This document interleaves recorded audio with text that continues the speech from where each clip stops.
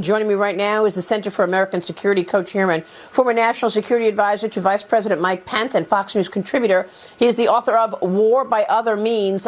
General Keith Kellogg is here.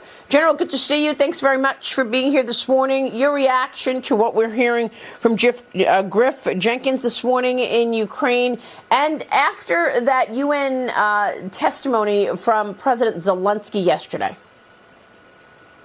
Yeah, thanks, Maria. Thanks for having me. Look, let's start with President Zelensky and his comments to the UN. He's right on. Look, it's almost reaching a point where the UN almost seems anachronistic with what they're doing and what they're unable to do. You feel like you're sitting in the Coliseum watching two gladiators go at it and say, pass the hot dog and the mustard. It's amazing they're not able to get involved, because the rules are, the charter and the articles in the charter, for example, with the Security Council, says any party to a dispute is supposed to abstain from a vote. That means the Russians. But there's a thing called the dual veto, which is anachronistic. Which I mean by that is it's a procedural vote. If you veto the procedural vote, you never get to the substantive vote. So he was right about the UN. When you look at what's happening there in Ukraine, I disagree with Mark Milley, with General Milley. I don't think it's going to last for years. This thing could end within months if we just continue to support Ukrainians as we should. And what I mean by that, and I've been saying that repeatedly, give them the Polish MiGs. Make sure they get the air defense systems that they need. Give them all air defense that they can possibly use. Give them the advanced T-72 tanks that are in Slovakia or Czechoslovakia. And just keep up arming Ukraine and make it very punishable for Russia to continue this fight, and keep the sanctions on. But we've got to keep the pressure on. My concern is after a while, people are just going to forget that there's a war going on, kind of take a deep yawn and go somewhere else. We have to keep looking at it, keep pushing back hard on the Russians, make sure they pay a horrible price for this. And I would pick up the phone and call President Putin. I'd say, look, if you thought the Soviet Union had problems in Afghanistan, well, let's see what the Russians are going to look like after Ukraine, because they're going to end up being not a second world country, but a third world country by the time this is over. Yeah, I mean, everything you say sounds right, spot on, and yet why is this administration surprised that Poland says it's ready to send the MiG jets?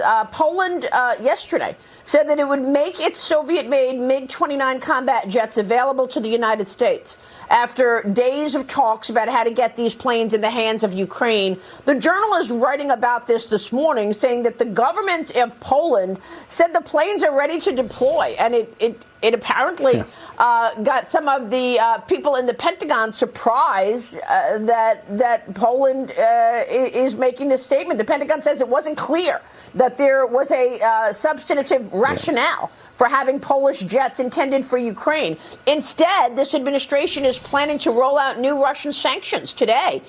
We are expecting the U.S. to target all new investments in Russia, including two of its biggest banks. The White House also planning reportedly to sanction Vladimir Putin's two daughters, General. So you've got Poland here saying that the MiGs are ready, and yet this administration isn't moving on it again, and instead choosing sanctions.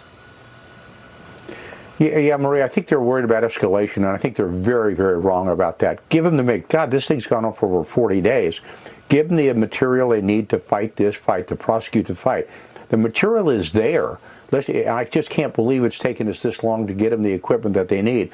The MiG-29s are good airplanes. It would increase the number that the Poles have that they want to pass to the Ukrainians. That would increase their air force by 1/3.